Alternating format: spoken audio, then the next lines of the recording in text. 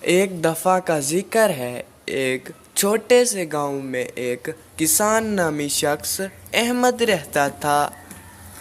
احمد بہت ہی زیادہ محنتی اور ایماندار تھا، لیکن قسمت اس پر مہربان نہ تھی۔ اس کے پاس ایک چھوٹی سی کھیت تھی جس پر وہ محنت کرتا اور اپنا گزر بسر کرتا۔ ایک دن احمد جب اپنے کھیتوں میں کام کر رہا تھا تو اسے ایک پرانی صندوق ملی۔ احمد نے جب اس صندوق کو کھولا تو اس میں سونے کے سکے موجود تھے۔ احمد تو بہت ہی زیادہ خوش ہو گیا اور فوراً اپنے دوست حسن کے پاس چلا گیا جو بہت ہی نیک دل انسان اور عقل مند تھا۔ تبھی احمد نے حسن کو سارا ماجرا سنایا اور اس سے پوچھا کہ وہ اب کیا کرے۔ حسن نے اس کو مشورہ دیا۔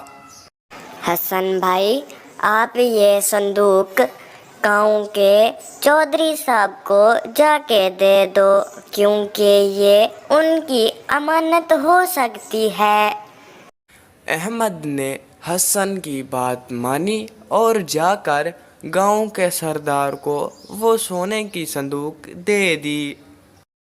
گاؤں کا چودھری احمد کی اس ایمانداری پر بہت زیادہ خوش ہوا اور انعام کے طور پر چند سکے اسے دے دیے۔